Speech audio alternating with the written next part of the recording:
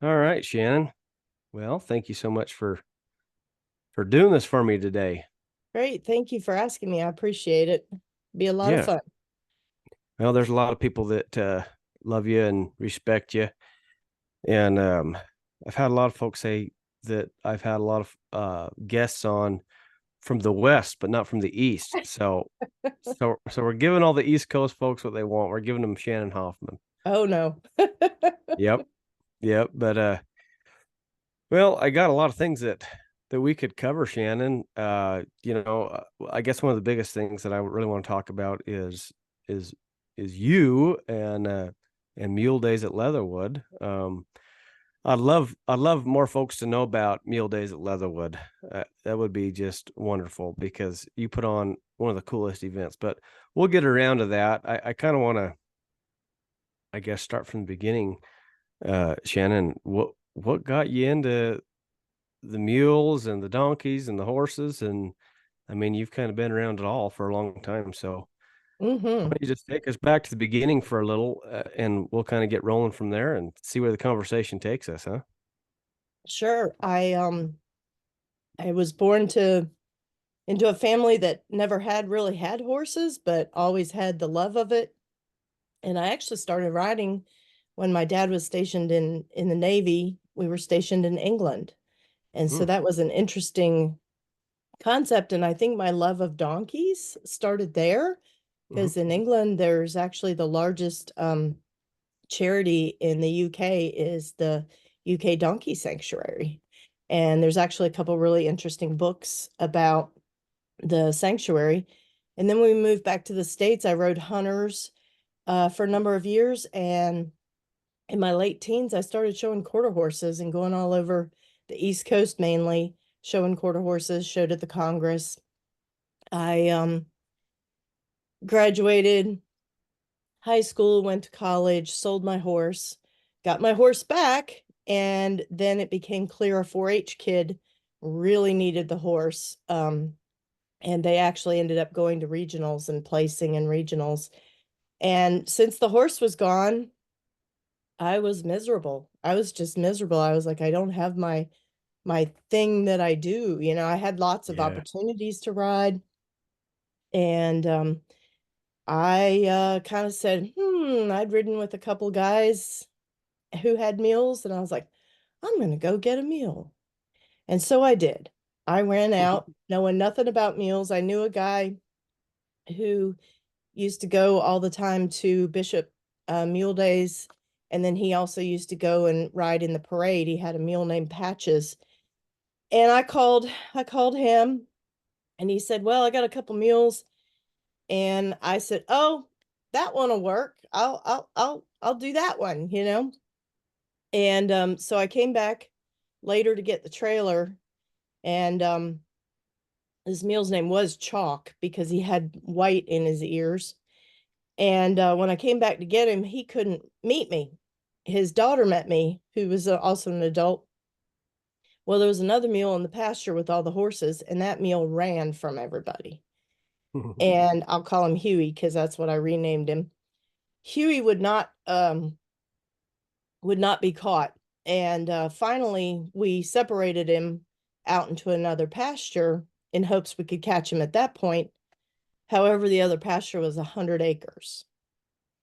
And Huey was having nothing to do with his daughter. And I finally said, well, let me see if I can catch him. Well, I couldn't catch him either. Well, she got mad and she started chasing him with her truck. And I'm sitting here going, this is getting kind of wild. And I just remember seeing this mule running around the 100-acre pasture across the hill with her chasing him with the truck. I was like, boy, he's kind of fast.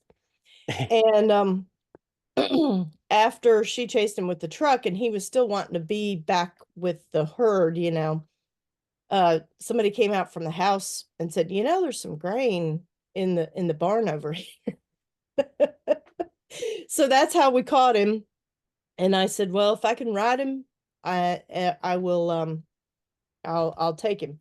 So knowing nothing, and I would never do this now, I just tacked him up and rode him for a few minutes, and then we spent an hour trying to get him on the trailer. So that was my introductions to mules. Wow. And Yeah. you still have meals. There's a lot of people who would just quit right there. Yeah, right.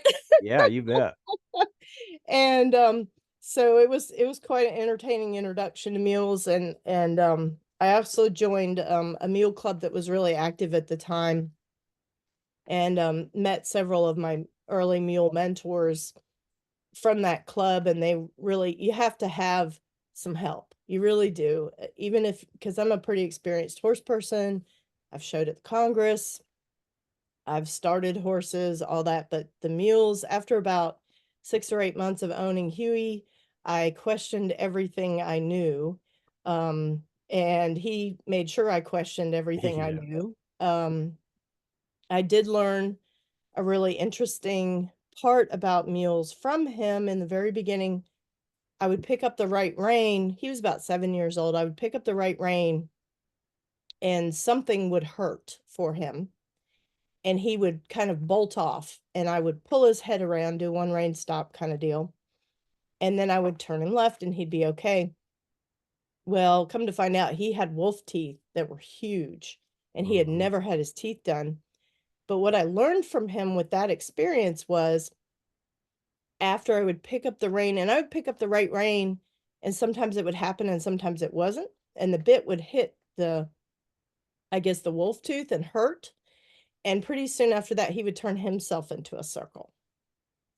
So I've really learned how quickly the mules can pick up, on, I describe it as sort of like when A happens, which hopefully is the cue, and then B is what they're supposed to do. But in between, you might have to, you know, or D is what they're supposed to do. In between, you might have to make A, B, C happen and then D. So pretty soon when I picked up that right rein, if he felt that pain, he would just turn himself to the right and stop. So I was like, mules learn a little differently than horses. They catch up on things really quickly. But after Yep. that, I rode that mule and went on some pack trips and met a bunch of other mule people. I was very lucky to have those experiences. And then decided I wanted a new mule. Bought, sold that mule, bought a painted mule that tried to kill me a couple times. That was fun. And he just kind of, I think from, what I know now, like bad training, being overly aggressive with them, he just would get to a point that he got scared and would bolt, and, you know, so I sold him to a gentleman who, I told him everything about the meal, absolutely everything. He still wanted the meal. Sold that meal, and then I ended up um, buying my Mule 7, which a lot of people here on the East Coast know. But that's the meal I learned probably the most from. I had him for 17 years, and he went from scared of his own shadow to being self-confident in himself. And it was really fun for me because in order to gain his confidence, I did a lot of, body control stuff, which is what you teach, move the front end, move the hind end. Um, so that when we would come to something that he was unsure about, he would um, check in with me first. And then I had all of the buttons to keep us safe and have him not bolt. Now, he did bolt a couple times, but luckily he was very rideable. And he's the one I ended up winning several belt buckles on. We did obstacle challenges. Um, and he's the one I took to Western Dressage World in 2018.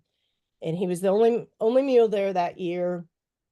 I think everybody in the place petted him at least once. And we ended up third overall in the open intro out of 36 horses. So I was really pleased with that. Oh yeah.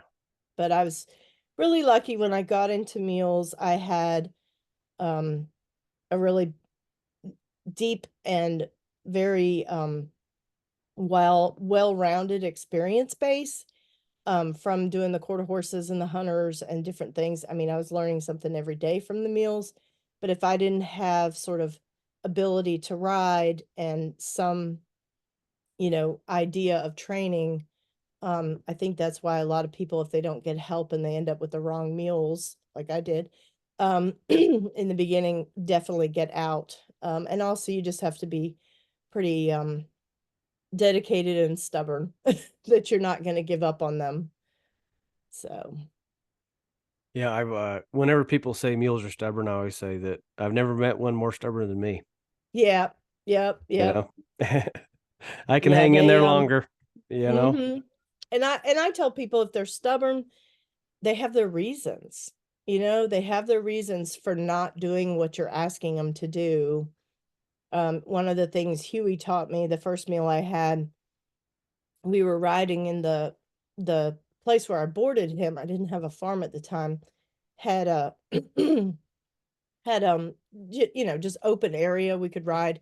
And I was riding with a couple other ladies, and we walked around the back of their house, and he would not cross this one area that all the other horses had crossed, and just he would not. And I finally just went around the other side of the house because he was just, I could tell he was sort of not just saying no, but he was like something's wrong.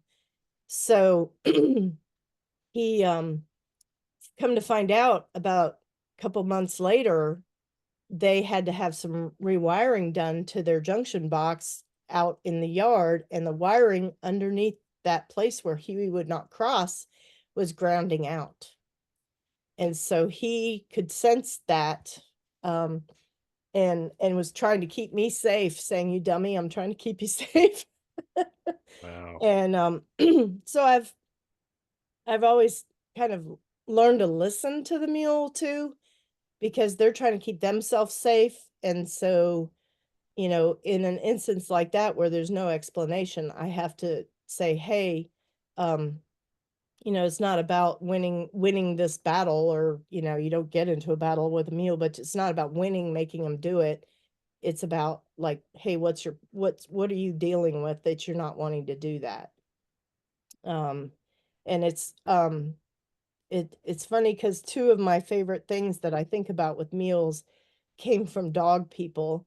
And one of them is the saying that if you think about the mule or the dog, that they're not being bad, that they're dealing with something, whether it's sort of like a fear or an upsetness, or they don't feel well, or something is scaring them, or they don't feel safe. Um, with that one. And the other one came from dog people. It came from Caesar Milan.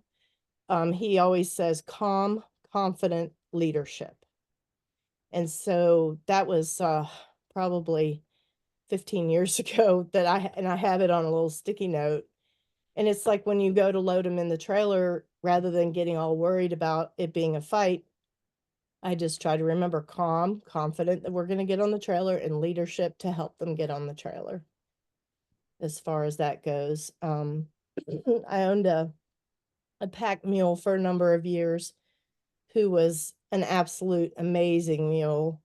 And she would adjust to her rider's ability level in a heartbeat. So I could ride her. She'd get both her leads, she'd jog, she'd trot, she'd do whatever I asked her, she'd side pass. But I could put a beginner on her, put her behind me on the trail, and never look back. But she would only do to the level that the person knew to ask, which was usually kick and pull, and then I'd Hmm. have to ride her a couple times. But she was pretty amazing, and I got to go on a couple pack trips. I've packed other animals, but she was like the master at packing. And when you rode her, if you jumped her over a log or something, she would take off just as smooth and as silk, and land just as smooth as silk. And it was from all those years of carrying a very heavy pack. And there's a really neat guy. He's still around. He's in his 80s now, named Mike Fitzgerald, that lives in Western North Carolina, and he's the one I bought her from. And he used to go to Wyoming and run an elk hunting camp for a group, and he would bring all his own stock from North Carolina to Wyoming. And he said that Sadie Mae said she was the toughest mule he ever owned, that she could carry 250 pounds packing 23 miles into camp and that she'd be ready to go hunting the next day. And she was a tough girl. So, but she was very sweet. And I had cookies. Mike never fed her cookies. So I fed her cookies and I won her over because I also worried about buying her. I think he owned her since she was a yearling and she was 11. And I had had another friend who bought um, a mule from an older gentleman that had had the mule for a very long time. And the mule, the gentleman was sick, so he was selling his mules. And the mule was just distraught and so unhappy that he ended up wrecking the wagon that the guy bought with it. And he said, I finally just had to bring the mule home because I couldn't do anything with it. So, but that mule actually looked for Mike every time she saw somebody at a campground that was a shorter stature and had a black cowboy hat on. I had to take her over there and she would say, "Oh, it's not Mike." So that was neat to buy that mule from him because he was that one heck of a packer and a horseman. And it was interesting about her. I put her in the round pen one time, and I was just gonna trot her around a little bit and lunge her before we rode, and she didn't know what lunging was. He did not want that any of his mules to go forward from shushing him from behind at all, because he had to approach him with all kinds of crazy stuff and elk and all that um to pack. And so he never ever drove him forward from behind. So it was really interesting mule to own. And currently I own five, and I have Savannah, which you know very well, Mm-hmm. and then I have a colt that's, I call him a colt, but he'll I just started him under saddle. I've got about 6 or 7 rides on him, and I've been taking it really slowly with him.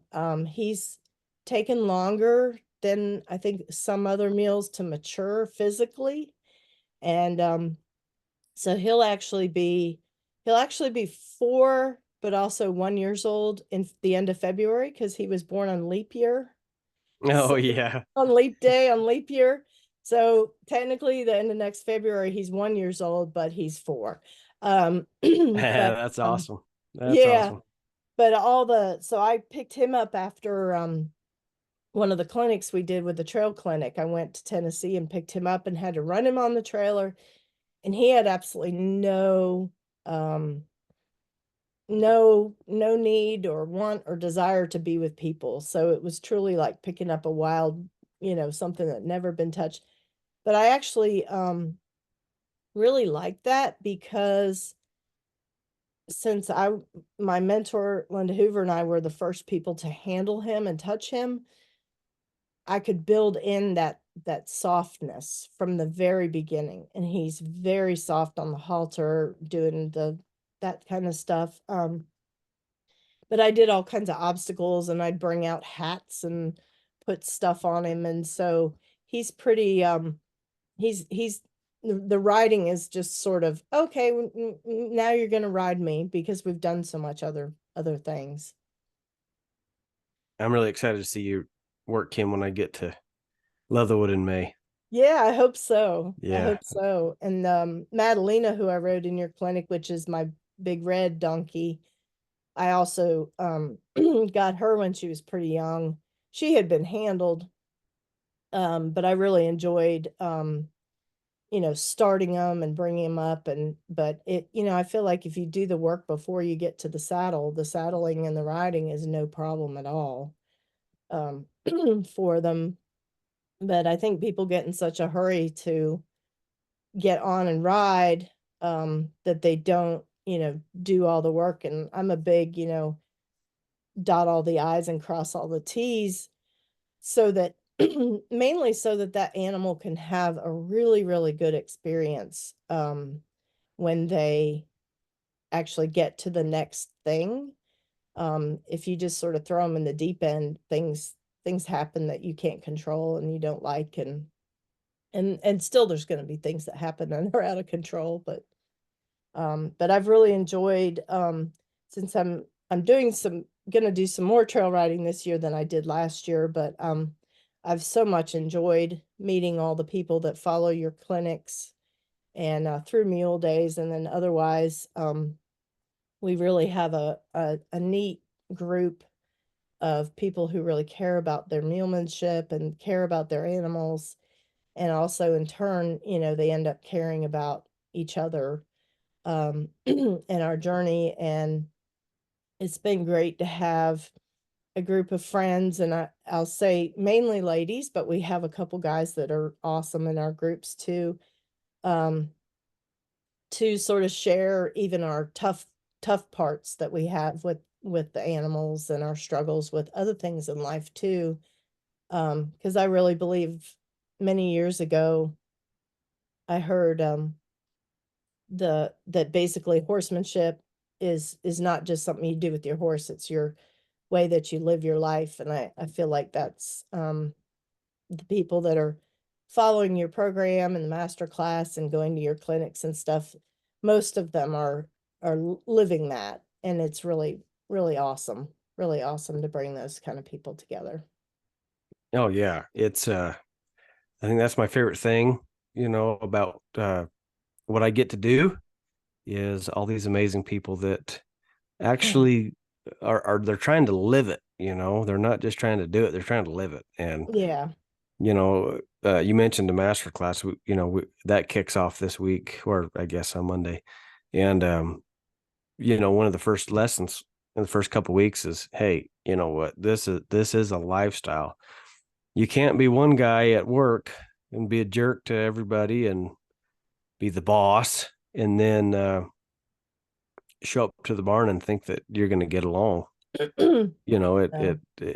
You got to be you got to be consistent, because there's that old saying, fake it till you make it. Yeah. And it just doesn't work with equine. You No. just can't, because Yeah. they're they have a unique way of reading deeper. It's really amazing how deep they can read. And so yeah, you got to live it. I even tell people, how somebody picks up on a rein, or how Hmm. somebody goes to lead a mule or a horse, or or even how they cinch up or how they step on. Some people are just so darn heavy with their hands, they don't realize it. They're not trying to be. They're not doing it on purpose. It's just they're just how they are. And so I'll give somebody an assignment. I'll say, okay, I want you to grab each doorknob with your tippy fingers, just the fingertips, and just barely touch that doorknob to open it up. Yep. Think about how many people just grab a doorknob and Oh yeah. just twist her on They open, just flop down on the couch and they just, yeah, everything, they just can, and carry yourself a little differently, and then see how that translates. You, like you just said, even flopping down on the couch. Well, you see so many people that just flop down in the saddle. Oh yeah. Well, how come my mule doesn't hold still? Well, let's see how you operate. And it might not be that the mule has any issues. It's just that the mule might be bracing to take an impact. We don't even realize we're doing it. And it doesn't have to be some like like a heavy person to do that. I Yeah, mean, no. I've seen little kids that flop in the saddle that they weigh 40 pounds, and the mule don't appreciate it. Yeah. It's real interesting. Yeah, it was neat. A couple of weeks ago, a lady started coming. She and her husband want to have horses, and she's had horses when she was younger. And the first couple lessons, we just went over putting the halter on and how to bridle them and saddle them, and she got to where she could tack one up by herself. And it was really cool because she said, and I hadn't thought of it this way, um, she said, "You're so considerate of your animals," because I was showing her how to put it on without really bending the ears, and that you don't flap the saddle on. And then I listened to your podcast about, or the Australian trip that you just did, and you were saying how the people were so considerate of each other, but they were also considerate of their animals. And I always sort of imagine that, like, say I couldn't dress myself and I had to ask somebody to come and help me get dressed, I would hope that they wouldn't, like, jam the shirt over my head and flop my arms around and put my arms on. And so I feel like that, but it's that part is important to me, but I'd never heard it say that it was considerate, being considerate of Yeah. them. But but I think that builds the rapport before you ride, that hey, I'm not like doing things to you. We're well, I am, but I'm trying to do them in a way that's somewhat comfortable. And my mule Savannah um has, I'll say has because it can return, but she has some anxiety over being saddled. And I don't know where it came from, but it just, that's what was there when I got her. And so I had to do some things with her to help her, realize that she's going to be okay, that I'm going to do it slowly. I'm not going to throw the saddle down. Um, to the point of some cookies and letting her move when she felt like she needed to move, until she finally would say, okay, I'm okay now, and I could put the saddle on. And now, I mean, you've saddled her, she just stands there now, but I had to help her work through that. But also it's, noticing when they're just starting to get bothered, so that you can, because I know you hear it all the time. All of a sudden, he just blew up. Out of the Well, clear blue. out of the clear blue, there was nothing happened. He just blew up. And usually you can go back, like you were just saying, and see that somebody flopped on the saddle enough times that the mule just said, I've had enough, of that. But one of the things I also do, that I try to do, that's I share it with a lot of people, so some of my friends have already heard it, I'm sure. But there's a story where a man has all these troubles at work, and then his car won't drive, so the boss or the person who hired him brings him home, and he's in a pretty foul mood because every tool he had broke, and now his truck's broke. And the guy said he noticed he touched the tree in his walkway before he went in the house. And he said, oh, I want you to come in and meet my family. And when he got home, he was like, hey, honey, everything's fine. How are you? Da, da, da. And then the next day, he asked him about that. And he said, oh, I place all my worries on the tree. And when I leave in the morning, I pick them all back up again and go to work. And that way, his family isn't having to deal with all of the problems, him being in a foul mood. And so I started doing that with where my farm is. There's one particular gate that I go in and out of. And I just use that as a place to sort of stop and maybe place all my worries there, but also check in with myself before I go in there with, we always go in there with expectations of, oh, today I want to work on side passing, or I want to work on this, and so needs this, and we're going to do that. But when I hit that gate, before I open it and go into their pen, I sort of check myself and say, hey, did you have a bad day at work today? Are you like short tempered? Are you tired? Are you hungry? What what kind of mood am I in? And if I'm not in a very good place, if I'm kind of tired and short tempered because I had a bad day at work, um, then I'm like, huh, maybe today we need to muck out the barn and brush the mules, so that I don't get into something without my full self being there for them.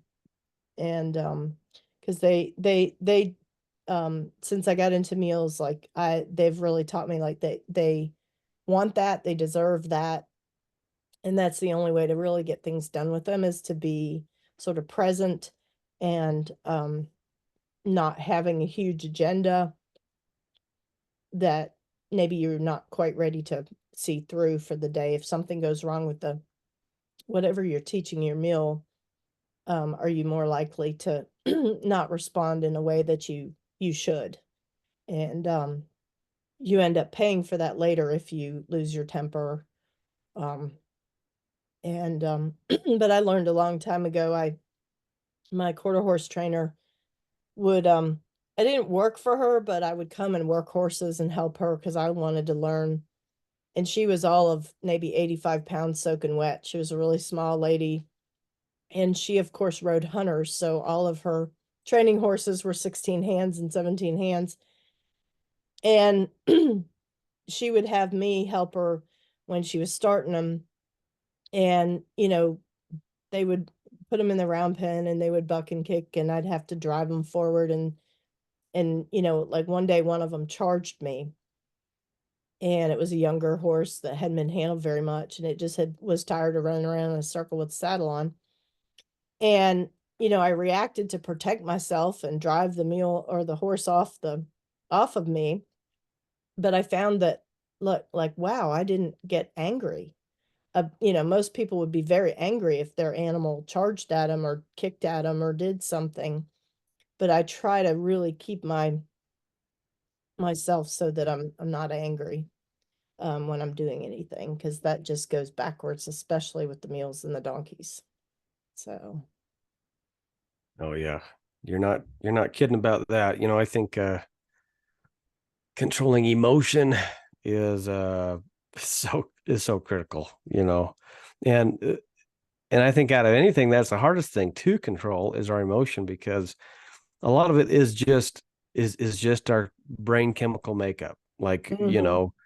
it is natural. I tell people you don't really need to feel bad about getting upset about something, but we just need to learn how to work through it differently. So Yeah. you don't need to like beat yourself up. Well, that made me really mad when my mule wouldn't let me catch him. Yeah. Okay, well, I understand why that made you mad, because, and you can start to reverse engineer all these things. Like, okay, well, why do I what was the big deal about the mule not wanting to be caught? Well, I was supposed to meet my friends at 10 o'clock to go for a trail ride. Well, what time did you start catching the mule? Well, it's 9:45, Mhm. and I had a 10-minute drive. Okay. Yeah. So has your mule been hard to catch before? Well, sometimes. Okay. So, all right. So was it the mule having the issue about being caught, or was it you being in a hurry with your time crunch that really made you stress? Because what if you had all day? What if you didn't have anything to do? Yeah. Well, maybe I wouldn't have got mad. Okay. See, so you start to reverse engineer a lot of that stuff, and you can see, what's really causing the stress or the anger, the emotion, the fear, whatever it is. Yeah. And that's interesting to me. Yeah. Um, Humans are really interesting people. oh yeah.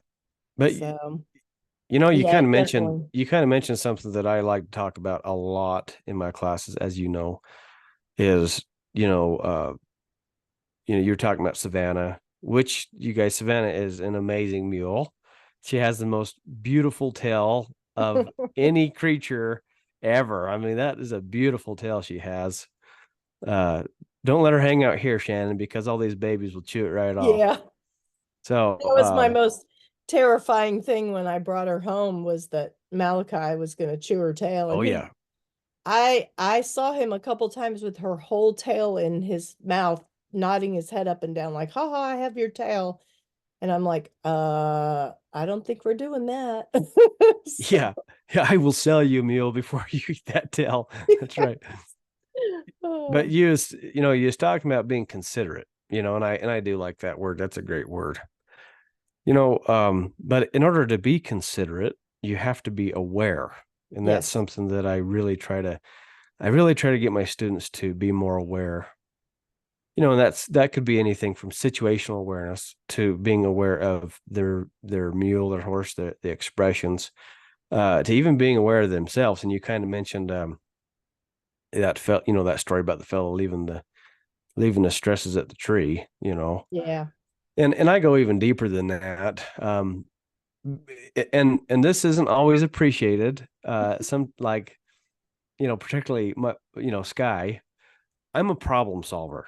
So if there's a problem right now, we deal with it now. Like, Hmm. I really don't like to put it on the back burner and get to it later. Like, it just doesn't work for me. Yeah. That has served me really well with horses and mules, because Yes. Okay, well, oh, I see that you're bothered by the saddle today. Well, I'm going to help you with that today. I don't care if I had an agenda to go ride and go do this or this or this. Yes, yes, I do understand there's sometimes there are emergencies, things that like, okay, well, all right, Mule, we got to go. The cows are out. I'm going to saddle you up and we're going to go. You know what I mean? I'm not going to work through this saddling. I'm not going to do my groundwork. I'm going to get on and go because we got to go get those cows off the highway. I Yeah. get that, but how often does that really happen? Hardly ever. The Mm-mm. reality is we usually can fix these things up or at least begin to help them out right now. Like I said, that sometimes that bothers Sky because she'll maybe have a little stress or a little issue and she'll want to talk about it. While she's wanting to talk about it, I'm trying to fix it. She's like, Yeah. no, don't fix it. Just listen. Yeah. But besides that, in the rest of my life, it has served me really good. So because of that, I can deal with it and then move on. Yeah. And I don't bring that stress, you know, where I had to really learn how to do that was when I was training for the public. Yeah. And I'd have anywhere from 15 to 30 head a month, I got to ride. Okay, well, you get on this horse and you had all these problems. Well, the next horse in line might be the sweetest thing, the most easiest, simplest learner. And if you bring all that baggage from your little tug of war you had earlier to Yeah. the next horse or mule, that's not fair. And Mm-mm. so, what I learned is, okay, I'm going to work through this, with this colt. Okay. So this colt is scared to death of me, for example. Okay. They're really worried just about me as a human. Okay, well, I'm going to work through that. I'm going to help them out. I'm not going to get offended by it. I'm gonna help them get a little bit better, and then I'm gonna leave it. And then the next animal I get out, okay, yeah, maybe she just loves me. She's not worried about me at all.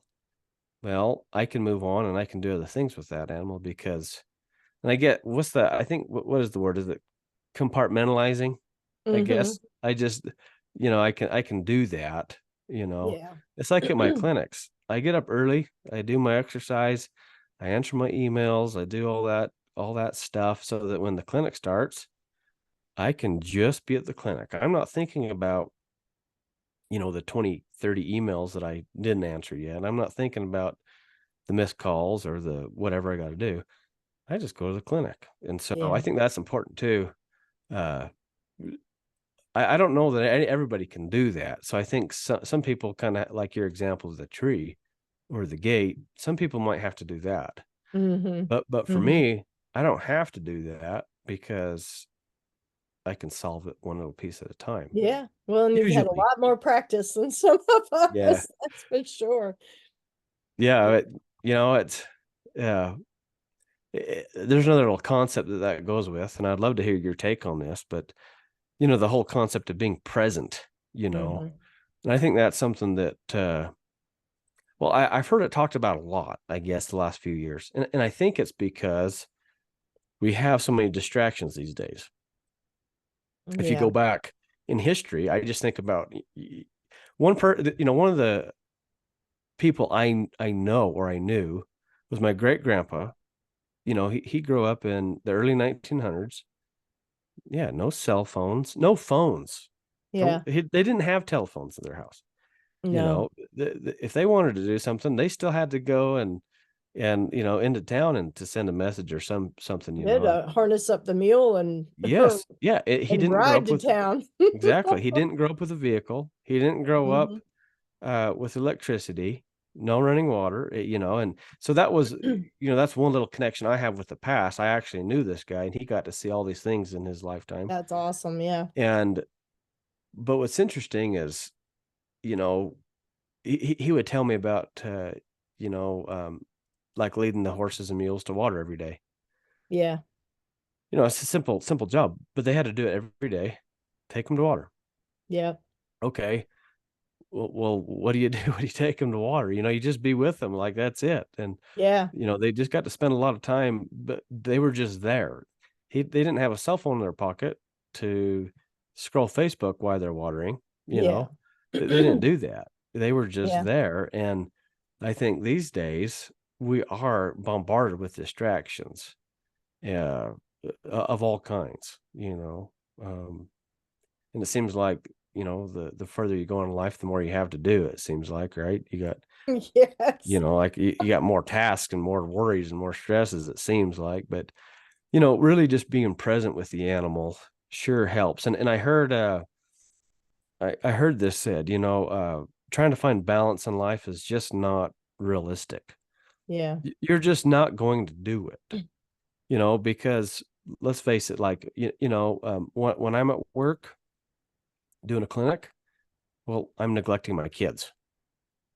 When I'm with my kids, I'm neglecting work. When I'm at church, I'm neglecting work and kids. When I'm at, you know, like the way the world goes round and round, you know, you just can't have it all. But I have learned, okay, when I'm with my mules, I'm with my mules. When I'm with my kid, luckily I get to be with my kids and my mules, so that's kind of nice. Yes. You know, but you know, when I'm at a clinic, I'm at a clinic. When I'm answering emails, Hmm. I'm answering emails. You know, I'm at church, I'm at church type of thing. I don't You can't balance it, but you can try to be present where you're at. And I think organizing yourself helps out a lot. So Oh yeah, I think the being present builds up, let's just say, money in your account. And so, like, I was out of town for Christmas, and now it's been raining for 3 days straight, and the meals are like, hey, are we gonna do something? And I'm like, nope, not in this rain.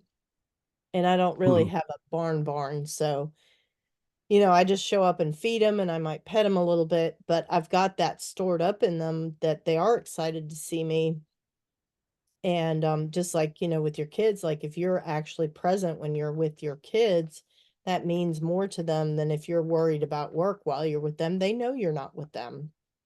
Um, and you've got that stored up with the kids that when I'm with you, I'm going to be with you. So they look forward to being with you. Um, I think the thing about the phones and everything else is it's so much more instant gratification, and nothing about mules, horses, and donkeys is instant gratification. That is for sure. And then, we learn that we can kind of like be in a meeting but still scrolling on our phone and get credit for being in the meeting, but we weren't. And the other thing I see, and it's a continuous thing, but I see so many people sort of look to the animal to dump all of their stress on, like, oh, he makes me feel so Oh much yeah. better. And Hmm. oh, I'm really have a stressful work life, so I'm so enjoy having the mule. And I know some of them don't mean it that way, but you really can't look to that animal to be your emotional support animal like a dog can, I guess. Well, and it's just common sense too. Mhm. Horses, mules are like the biggest anxiety cases of all, Yep. right? I mean, Yep. they are prey animals. They Yep. are, you know, they have thousands of years of being eaten and chased and scared. And so here we are, you know, and I like to don't get me wrong, I like to think beyond predator and prey. Okay. Yeah. I don't base, you know, I don't base my work off that because I'm Yeah. trying to get beyond that. But at the base level, yeah, we are predators, prey and their prey. We really can't try to put our baggage on them. What Mhm. is cool is a lot of them, you know, it's just a therapy part of it though. You know, when you put your time and effort and you're trying to help that animal, by us trying to help the animal through those situations, it is therapeutic for us. And Yeah. I think that's what the people mean by that. I hope so, yeah. I hope so too, because it doesn't work the other way around, of just Mm. saying, no, okay, mule, help me just feel better. But it's Mhm. kind of like isn't that like a principle of life too? Isn't that like one of the coolest gifts of life? Whenever, you know, somebody's feeling down or you're depressed or you're stressed or fearful or any one of those things, it's amazing that if you can help somebody else get through that, it actually helps us. It's like the Yeah. more we give, the more we get type of thing. Mhm. And that's really cool. And anyways, I sorry to butt Yeah. in, interrupt on that, but I think No, no, that's I important think part. just, on days when I am stressed, that's why I just groom or do things to take care of them. And just being around them does help us feel better. But yeah, the people that say, I have my horse and he helps me through all my stress or whatever. Um, I just try not to dump things on them because they are so sensitive and aware of where we are mentally Yeah. as far as that goes. But and that's one of the things I did want to share with you. And I have a mentor that I am so lucky to have right here 45 minutes from me, who I can't speak enough about her. I hope to introduce her to you someday. Um but she, has really taught me a lot of this type of stuff as far And as. I assume this has got to be Linda, right? Yeah, Linda Hoover. Yeah, I've told you Okay, about her good. before. Yeah, yeah, And yeah. I need to get her on the podcast. Do you think she'd ever want to do this? oh yeah, yep, she's awesome with it too. Yeah, Yep. 'cause I've heard you say a She lot would be about her, but great. And she works with she I laugh because, she had worked with a couple mules and donkeys. And then when I met her, now a bunch of my other mule and donkey friends come, and I just have to credit her because it doesn't matter if it's some, feral mule I just bought or whatever. She's willing to, she really has a teacher's heart like you do, and has helped me with that. But the main thing that she has introduced me to as well is just being a steward of the animal. And we very rarely do you hear stewardship other than if you're in the Boy Scouts or they start talking about forests and nature, having stewardship. But to me, the word stewardship is, really puts together everything that we should be doing for our animals and making sure that they get the health care they need, that they're getting the food that they need. Um, and then also, there's been several cases that I've taken in, because, and I'm not a big rescuer. I do help a rescue, but I'm not a big person that goes out and looks and helps rescues. But here recently, there was a horse that I had been helping this family, and they decided they really had no business owning a horse. And the horse kicked at another horse and sideswept one of their teenagers who had gone in the stall to get the other, so it really wasn't the horse's fault at all. And the father just wanted rid of the horse, and I'm like, he is headed for the meat market. That's exactly where this poor thing is headed, and he's sweet as he can be. And so your heart goes, oh no. So I brought him home hoping I could find a place for him to be. Well, turns out he's really pasture aggressive, he's grain aggressive, and he had about 4 different places on him that were very painful for him, hawk and different things. And my vet figured out that he was probably an old roping horse. And I just decided that, he's not going to make a good pet for anybody. And I was able to get him in to do postmortem research at the vet school here. Um, so that way his life, because he was only 13 years old and in that rough a shape. Um, but that stewardship of the, if you love, your mule, at least be taking care of your mule.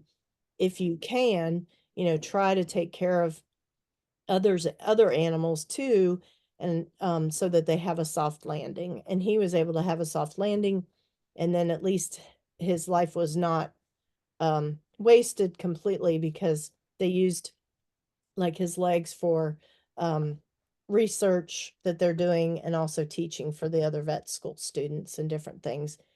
But we need to be able to do those hard things for these animals. um and sometimes it costs a lot of money. I mean, it just does. And I see a lot of people just, oh, not in this group, but I see a lot of people just like, well, this one's not working, I'm going to go get another one, or this one's lame, and they just send the other one off to the auction. And I would much rather have them buried on my property than, um, end up shipping to Mexico and some of the, and also, I was concerned that this horse would end up at somebody else's house that wasn't aware of all of his injuries and be trying to trail ride him and stuff. So, but the stewardship and horsemanship to me, they just should go together. But I just see a lot of people, when things get hard or the animal gets too old, they ship them off or and but that's just something I really believe in and hope that more people will do. And I do think a lot of the people here on the East Coast that follow your clinics, several of them are rescue group, Jane Johnson has a rescue that just helped me with a dog that I found. And um but she ended up in a wonderful home and we have some really great people that do care about the animals and I guess one of the questions, and it's a continuing question I'd love to hear from you, but also anybody else that has ideas on it, is that the horsemanship and the wanting better for your animal and better for yourself, people, I'm always looking for a way to get people to buy into that sooner than they do necessarily. And some people never will because it's human nature. Um, but the wanting better for themselves and wanting an upper level of horsemanship other than I went on I made it through the trail ride and I didn't die kind of thing. Um, but it definitely, and the only way I've come across it is to present it yourself, ride the best you can. You can't preach it to everybody, that's for sure. Um, and be encouraging so that maybe they want more, which is better for them, safer for them, and better for their horse. Yeah, it's just there's so many analogies we could use for that, Shannon. Like, like I think about I share this example sometimes. You might have heard this story. You've heard most of my stories probably. But like I remember when I was like 12 or something, I got into paintballing. Remember when paintball Oh yeah. was all the rage, right? I guess it probably still is in some places, but anyways, okay, got into paintballing and with all these neighborhood kids, right? We're gonna have a paintball war, right? We're gonna go to battle. Okay, I don't know anything about paintball, so I go to Walmart. First mistake, and I get a pump action paintball gun. Okay, so you gotta cock it, plunk, right? And it's Hmm. pretty weak, but I don't know the difference, right? Okay, well, I show up to the first paintball war and we're ready to battle. Well, all these rich kids, they got the semi-autos and the fully automatic. And they, they got these guns that cost hundreds of dollars, and mine was like a $20 Walmart gun, right? Well, you can tell how it went. I got slaughtered. I I mean, bet. I had so many welts on me, and okay, so what do I do? Well, now I gotta save up my money. I got to go to work. I got to go get me a paintball, something better, right? And then I slowly get into it, but I had to get shot up first Yeah. to realize that okay, this what I got going, all right, and then it goes further, right? Then we don't know anything, but a bunch of these kids, they were like these war movie junkies, and they had like tactics. Oh no. I just ride horses and mules, right? I don't know anything about fighting, right? So, yeah, okay. So, so anyways, deeper and deeper I went, right? Until I got, in my, teens, I got a little better at it and we could have some fun. And so it's kind of like that. And the other thing, the other analogy I always use a lot is, it's kind of like religion too. Like a lot of people don't find religion until they go through some catastrophe in life. Yeah. And that's sad. They don't find God until their world falls apart. Yeah. Sometimes it's the same way with horsemanship and mulemanship. Is a lot of people, I mean, sadly, it's probably I would say 50+% of people that come to my clinics are coming after they've had wrecks and, you know, injuries and, trauma. And honestly, I'm no different either because I went through lots of bumps and bruises trying to find a better way. Yeah. Okay, well that sucked. I just got bucked off. How come I got bucked off? Yeah. Oh, well, I didn't prepare my meal. Well, how do I prepare them? How do I get better? How do I do this? And so I think I kind of think that's just the story of life also Yeah. is we as we grow, we learn, but you're absolutely right. The best thing that those of us that have went through the trouble is to be examples so that hopefully we can help somebody sooner. One of my favorite things, and I've been trying to tell more people about this because a lot of people don't realize it, but kids under 12 get to come to my clinics for free with an adult. So Cool. like if their mom or dad are in a clinic, the kid Hmm. under 12 gets to come right for free. Cool. And Yeah. I'm seeing more and more and more kids that get to come. In Yes. fact, in your clinic at Leatherwood, Clint is bringing a couple kids, Yes, I think which that's is awesome. really fun. Yeah, granted, they might not last, the whole class. That's fine, right? Yeah. If they maybe are only in it for an hour, they're like, oh, this is boring because my classes are definitely, for adults, deeper thinkers, right? But anyways, I'm seeing more kids, and I think that is another gateway to helping people start sooner. I Yeah. think of I got there's a handful of youth that have started with me and they're now in their later teens, growing up a bit. There's Bentley White down in Texas, and there's Shane Mensing in Colorado and Kate Doty in Colorado. And there's Chloe Seitz in Utah. Anyways, there's a bunch of these young men and young women that they've been riding with me now since they was, 8, 9, 10 years old, and now they're in their late teens and early 20s. And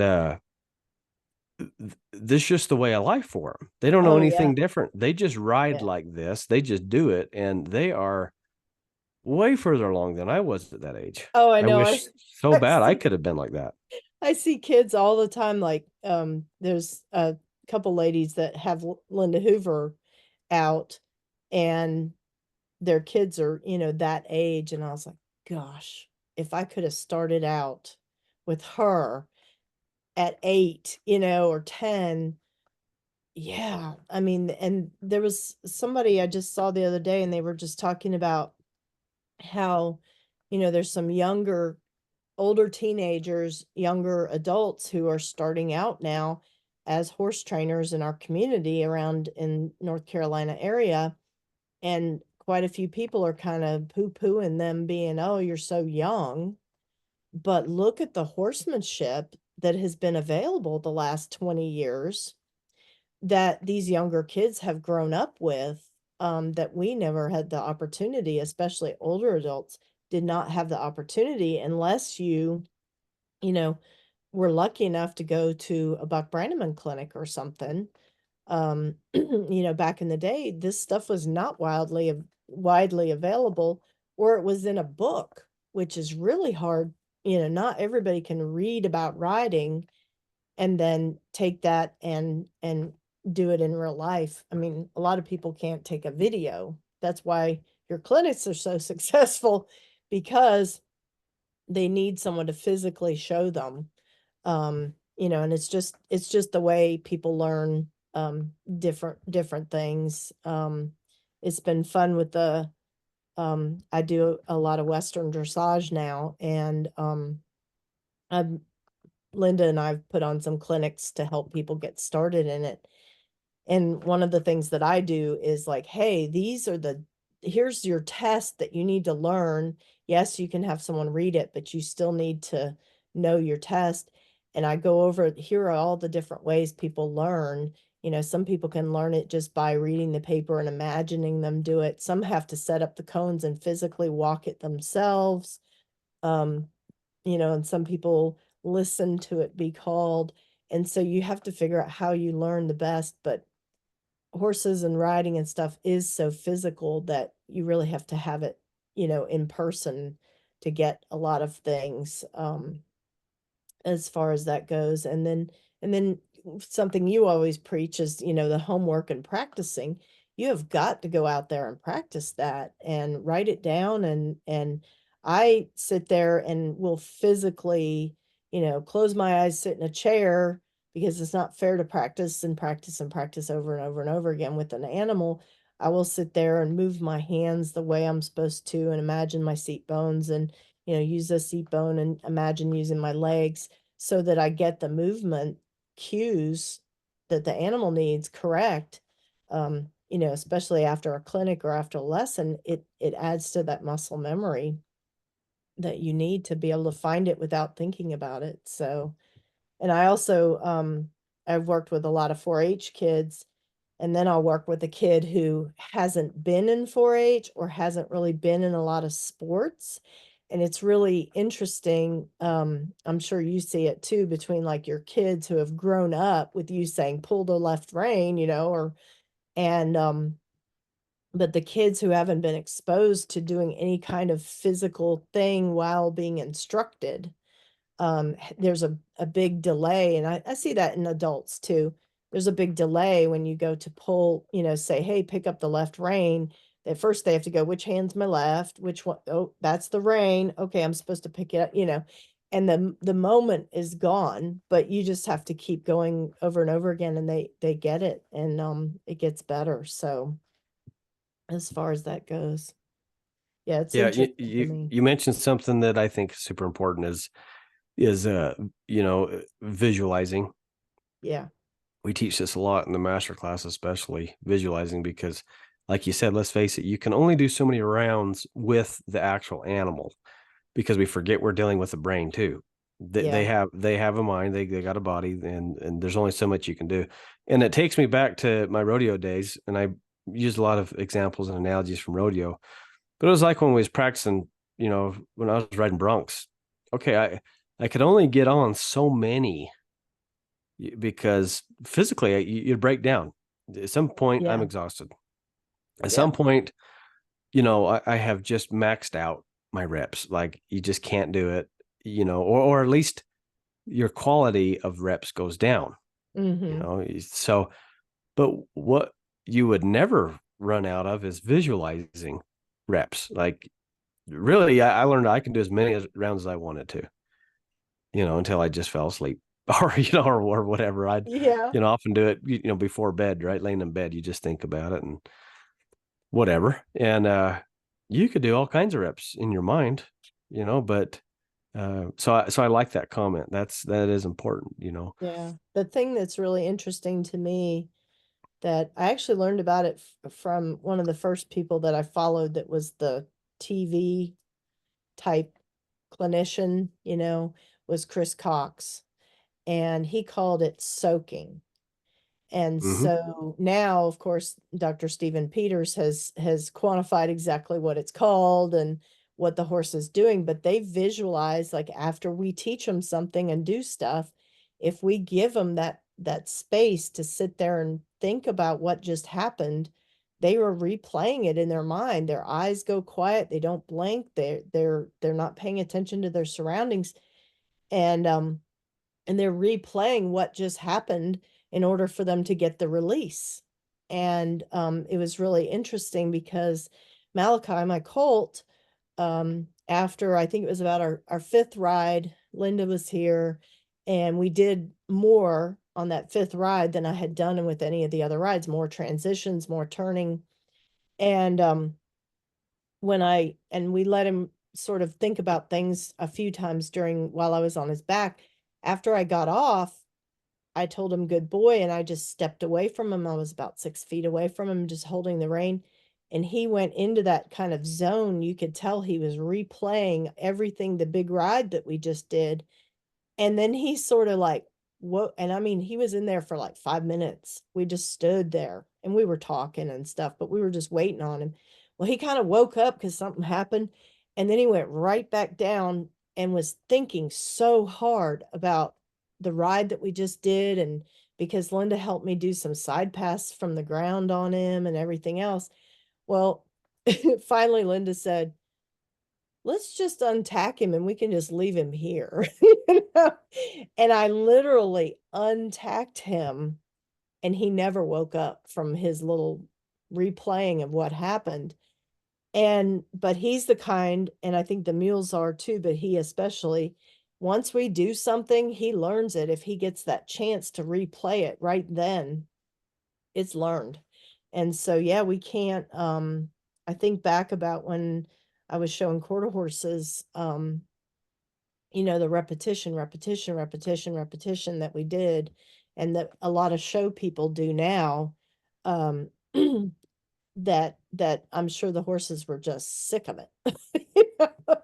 And we need to replay that, visualizing is essentially like what we're doing, and it's what they do too, to visualize what happened.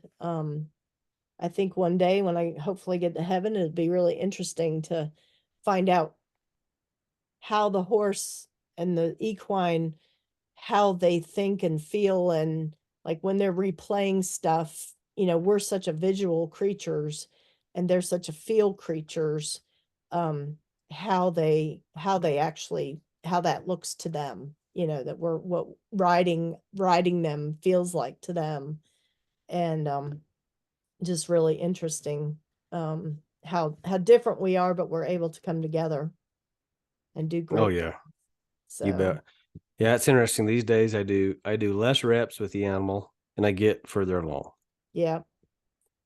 In my clinics, though, I have people, work at this quite a bit. And it's because the human needs the reps. Yeah. The human you need to do enough because so many people lack the motor skills, like you were mentioning. Okay, pick up on your left rein. And for so many people, it is. Oh well, left hand. Which one's the left? Oh yeah, they're the rein. And it's not smooth. It's not that muscle Yeah. memory. They don't have that, and so the repetition is for them. And yeah, I guess we have to sacrifice the mule, the horse, a little bit for that. Okay, sorry, mule, you're going to get a few more rounds for the human's sake, so that the human can be better for you later on. Yeah. And that's I guess just kind of how it has to be at this Well, point. yeah, if when you're learning, they have to at least put up with it while you're learning. And Yep. years and years and years ago, I rode in a Chris Cox clinic, and I told him at the very beginning of the clinic, because the clinic was 2 full days, and I knew my meal seven, like if I did rep, rep, rep, rep with the 20 exercises he does, that I would have no mule, no mind left. I might have body, but I would not have his mind. And so I said, hey Chris, when I get the exercise, like one of the exercises he did was a really fun one where you would walk and then you would do it at the trot and you would fan their hindquarters to the left and to the right as at a walk and then at a trot. I said, hey, can I ride by you doing the exercise and say, hey Chris, and if I'm doing it right, I'll need to quit because I won't have any mule left. And he's like, sure. So that's what we did the whole clinic. And Seven was still bright and engaged, but I'd just walk around and watch everybody else do it.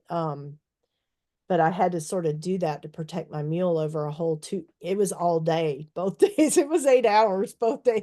And that's a lot, even for mentally for people, I think too. But that was really cool that he was able to work with me on that. And he actually rode Seven at that clinic, and I think it was probably the first meal that he'd ridden, because he asked me a whole lot of questions before he got on. Yeah, it's So it's interesting because we break our clinics, most of our clinics, into 2 3 hour sessions. So, yeah, and it's usually two different classes. So people, different animals usually.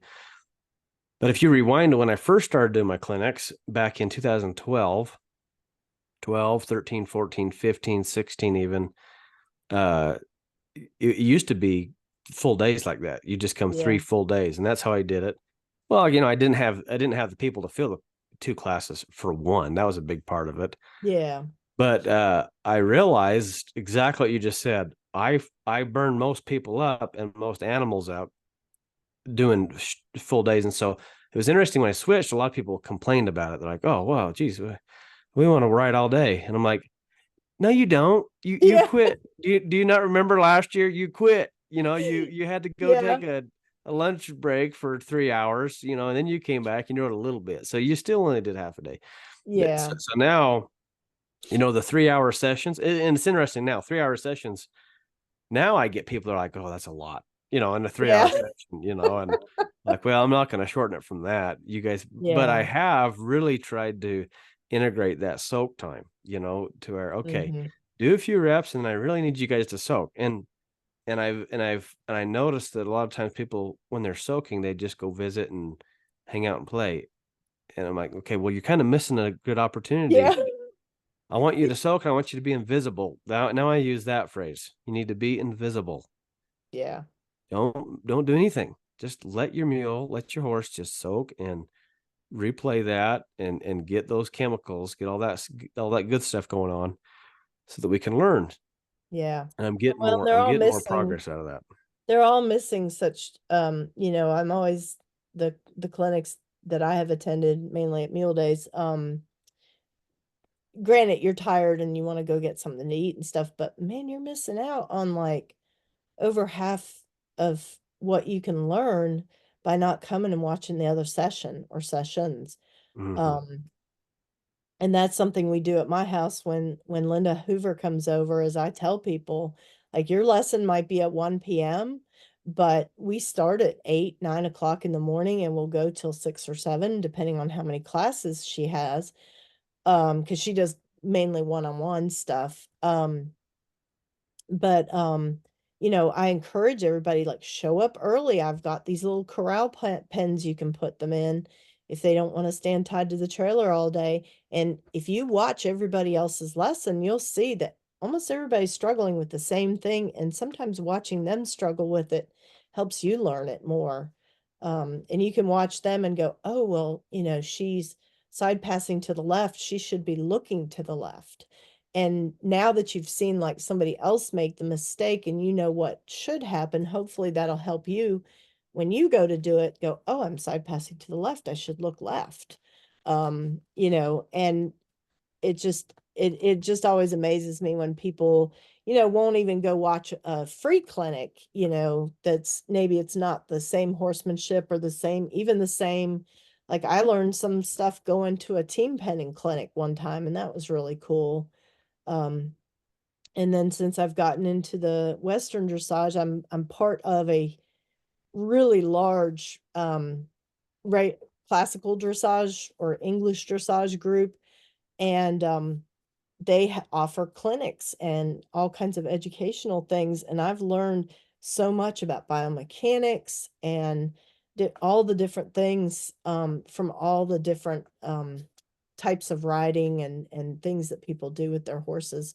And you can always take that, and you'll run into one that this one's not working the way all the other ones worked. Oh yeah, I remember that mule at a clinic or that horse at a clinic. Um, One of the interesting things, just to kind of throw it out there, that I've learned since I've been involved with this dressage organization, and it was from a clinician named JJ Tate, who teaches, and she's does the classical dressage.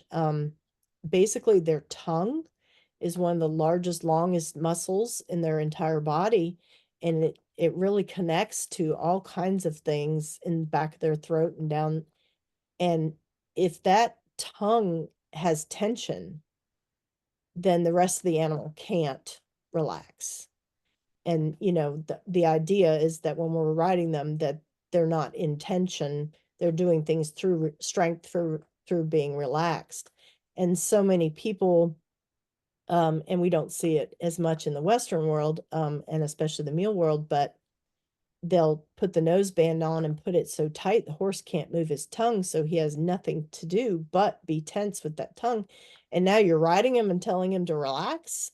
you know and so that was just a really interesting, one of the really interesting things biomechanically and otherwise that I've learned from getting involved with a whole nother group that's outside of what I normally do. So I always encourage that too with people. Oh yeah. Yeah, it's amazing. It's amazing how contradicting we can be with our Mm-hmm. goals and what we actually do. Yep. And one of our lessons is begin with the end in mind. Mm-hmm. So what are you doing right now? How does it compare to your goal? Yeah. I want to be an Olympic swimmer. Okay, well, you probably should stop eating those ding dongs, Yeah. right? Like that's Yeah. I know it tastes great and it's really fun right now. That's not going to help you. I want to be an Olympic swimmer, and they're bulking up and build a bunch of bulking up on muscle. Okay, that's Yeah. probably not going to help you. My I want my meal to be really soft.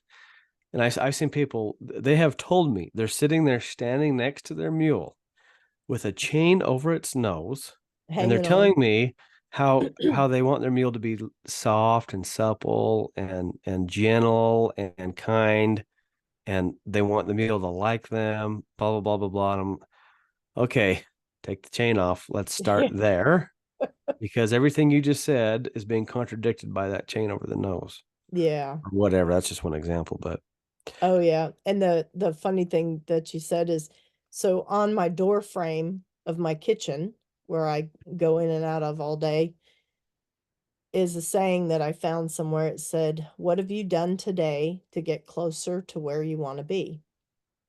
mm-hmm. And that can mean totally in life, like paying off a bill or cleaning up the house, and, or painting, part of the house because that's where you want to be.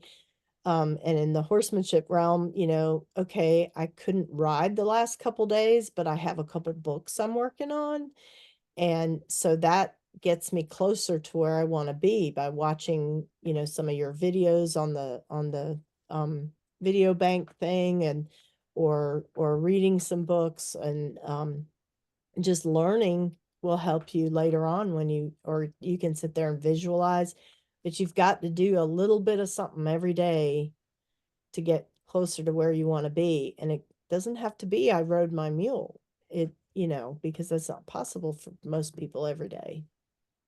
Oh yeah, that's a But great thing to have to see. You know, how am I getting closer to my goal? What am I yep. doing to help me achieve that? And there's various ways of doing that, of course, but that's a great thought. Yeah, it's Um, it's been on my door frame for about 2 years. It's really that's great. good. Right where I That's see really it good. every day. Yeah, yeah. Because yeah, that's interesting how many things we do that get in the way. Yeah. And if we can stay focused and think about it, it sure helps. But Shannon, I want to talk about Mule Days at Leatherwood. Yeah. I absolutely love your event. Thank you. Let's see, what's the first year you had me there? Was it 18? I had 17? you 8 years ago. Let's see. I had to sit down and write it out.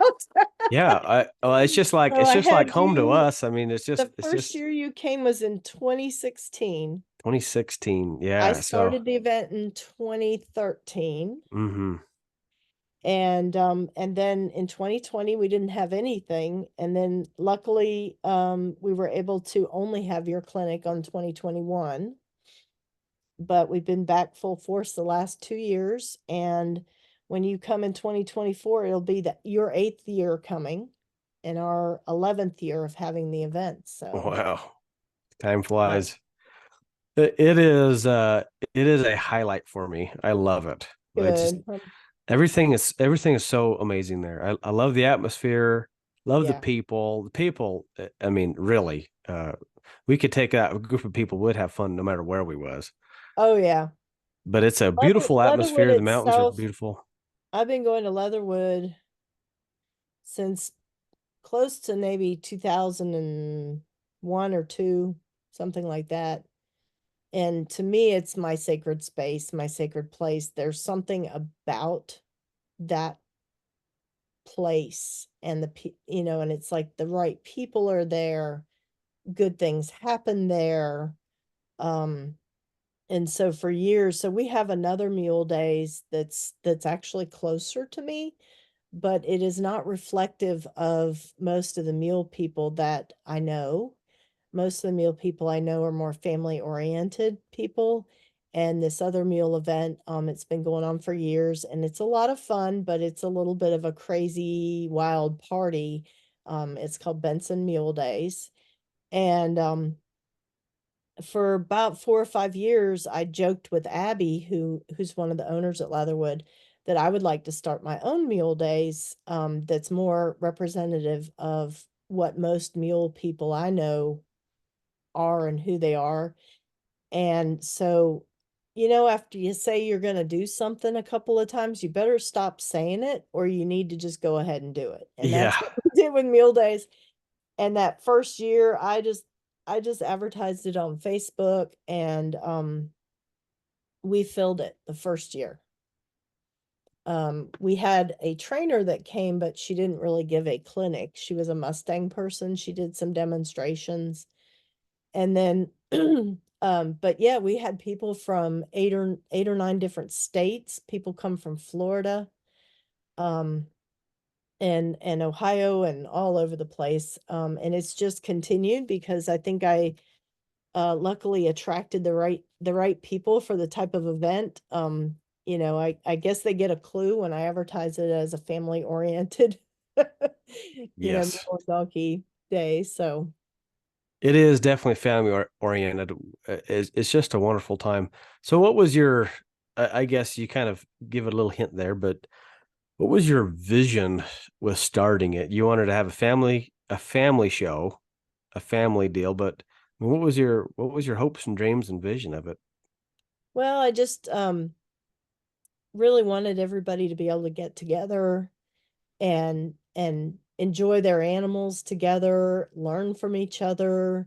I mean, it's still happening when we get there, but the first couple of years, it was so much fun because people were meeting folks they'd only ever talked to on Facebook and or other, and so I just wanted really, overall just people to be able to come together and enjoy their animals together and meet each other. And then I just added things like the parade, and now we're doing a tax swap, and having vendors there, and the meals that we do together. And then we started out having an actual show on Saturdays, that was more like a traditional meal show. And it wasn't as well attended because otherwise I was attracting more trail riding people. And the show people that were coming, weren't really even staying and enjoying the rest of the mule days. They were just coming and doing the show and leaving. And so when I switched the show over to being the obstacle stuff, um, and then later on came up with that Supreme Trail Mule Challenge, I just really wanted to reward all the great trail mules that are out there, and the people who maybe don't show, or maybe they're interested in showing, but they've just never done it before. I just really wanted to also, with the obstacle stuff, I think it gives people stuff to work towards. And then they come and they find out where they are with their obstacles, and then they, go back home and build some of their own. I know our friend Connie has a ton of obstacles now built at her house, and it just adds to the fun as well. Um, but also, like, Leatherwood to me had for years been just a wonderful place. And so sharing that as well was a big part of having it there. I had a couple people say, "Oh, well, you've outgrown this facility. You need to move it." And I'm like, that this facility is part of meal days as much as the mules and the donkeys coming is the people at Leatherwood, the people that do the reservations. Every year they tell me how much they enjoy meal days, and when the meal people come and when the meal people call to get their reservations. They do a bunch of other events during the year, but they just tell me that the meal people are so accommodating and willing to work with them. And if something happens, reservation gets mixed up or whatever, they don't get upset. They don't they're just like, hey, we'll figure it out, and I enjoy that because the people that own Leatherwood, I've been going there so long, and I've done quite a few other events with them.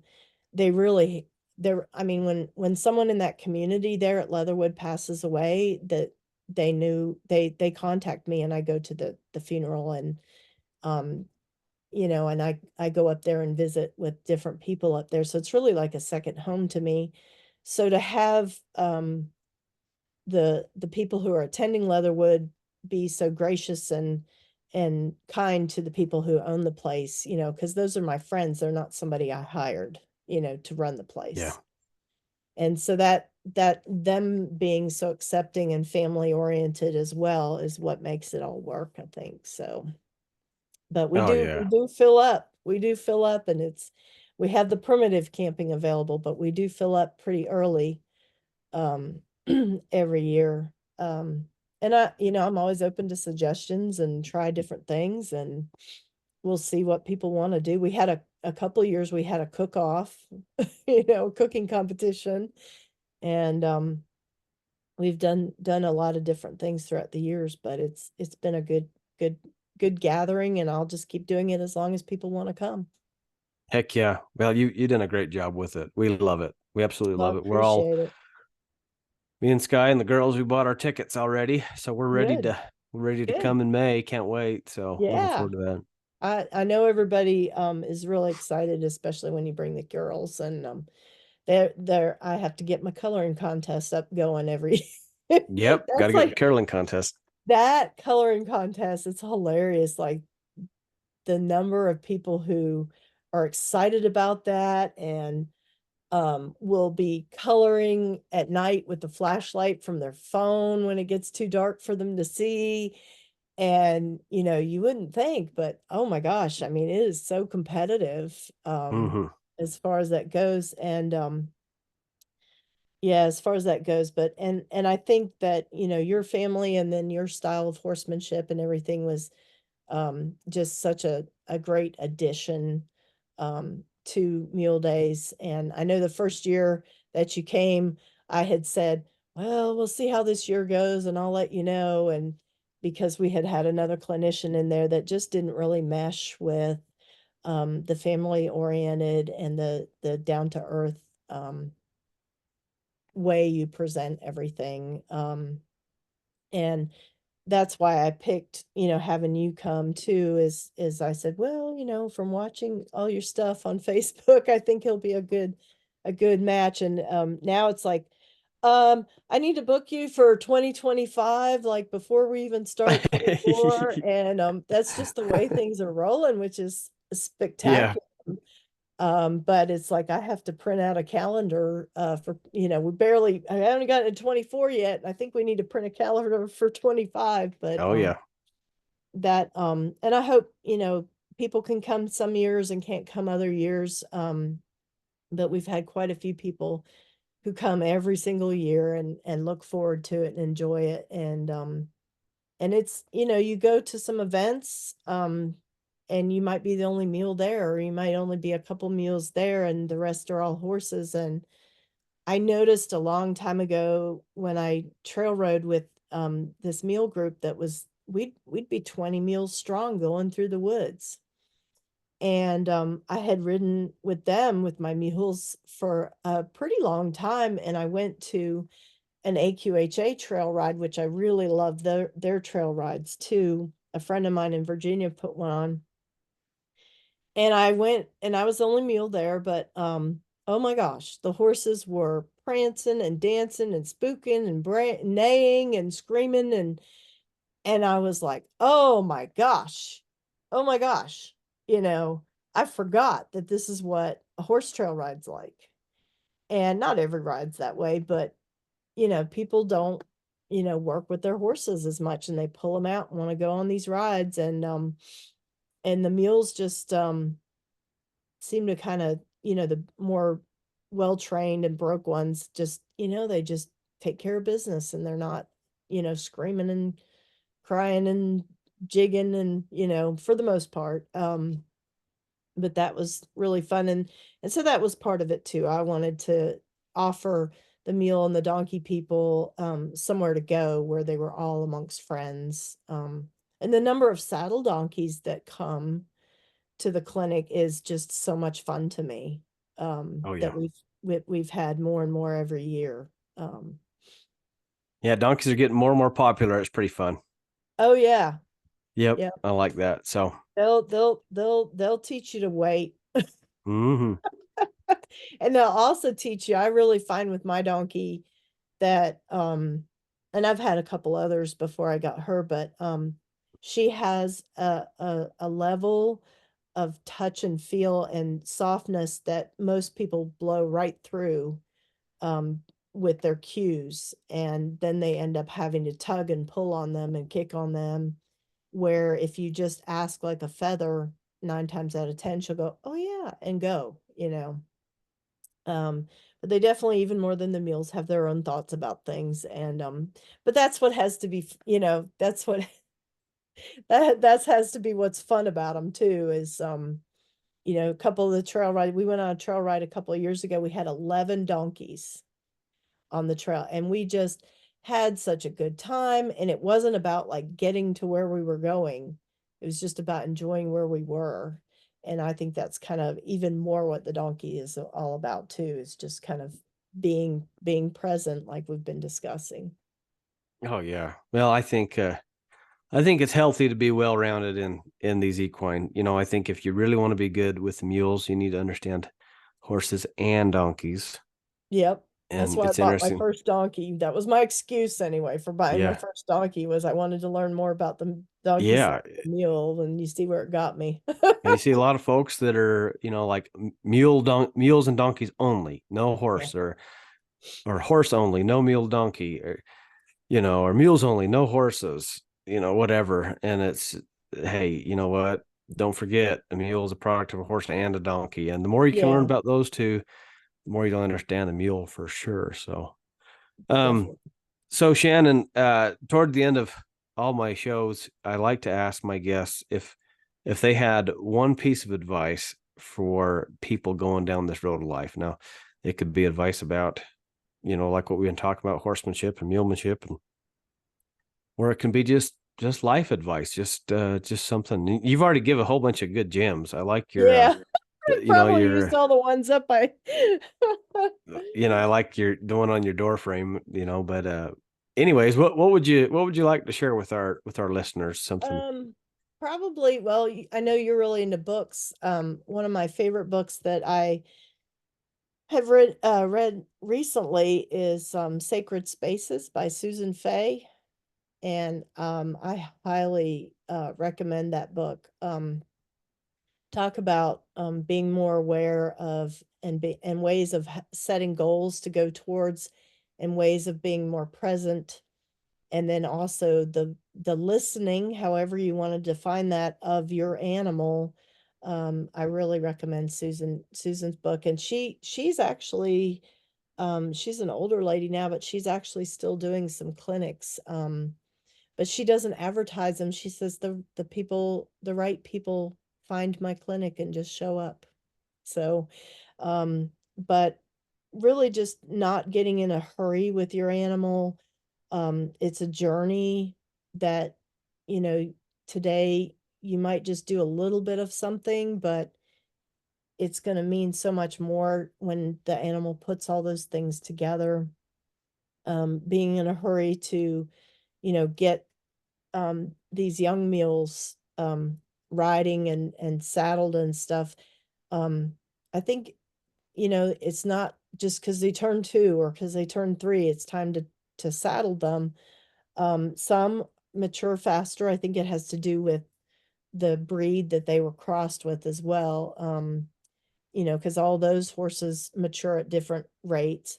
And so making sure that you don't kind of push them before their time, and there's plenty of work to do without getting on them. There is plenty of work to do that and really just being well-rounded and being willing to learn from everybody, even if it's learn not what to do. As far as that goes. And then one of the pieces of advice I give people is with our mules, especially for not going to a clinic with Ty or maybe a mule show, is when you're out in public, and this is something I got from when I lived in England. In order to go on a trail ride, we had to go buy a show coat and we had to braid our ponies before we went off the farm. And so because when you're off your farm, you're representing yourself and your farm, the farm that I was taking lessons at. And so I've always tried to, when I go into public of any kind, even a trail ride with my mules, my tack is clean and well fitted. My, outfit is looking good. I'm not got the old, raggedy whatever shirt on. And I make sure that my mules have a haircut and they're clipped up and they're looking good. And because that might be the only mule that somebody might be the first mule they ever saw. So we want to think of them in a positive light. And I also don't normally take my mules out into general public and like at a open show or something unless I'm pretty confident that they're gonna make a good presentation. Maybe they don't win, but they make a good presentation and they're not screaming the whole time and they're not um because then anybody who has a negative opinion of a mule, it just adds to their list of things they don't like the mule. So Yeah, don't give them more ammunition. That's right. no. Well, Shannon, those are some great words of advice, and I'll second that. Sacred Spaces by Susan DeFay. Yeah. One of my dear friends, Vicky Lawson, actually sent that book to me as a gift last year. Awesome. I get books all the time. People send me books. I love it. It's like my Yeah. favorite thing is when I get a book from somebody. Anyways, that's a great one, and highly recommend it as well. In fact, I have it on my list to do Yeah. Oh yeah. a You'll, debrief of it on my podcast. So yeah, it's sitting definitely. in the pile. So yep, Yeah, you'll it's pretty definitely have good. to let me know when you read it because it is great. Yeah, So I've read it. It's good. I oh just got good. to. Yep, I just got to do a debrief You on it gotta on the do the podcast. review. Yeah, I'll do Well, it. thank you. It's pretty cool. So, well, Shannon, thank you so much. Before we wrap up, how can people find out more information about Mule Days at Leatherwood? I have a Facebook page that's called Mule Days at Leatherwood that you can follow. And then also you could, follow me on Facebook and then which is Shannon St. Clair Hoffman.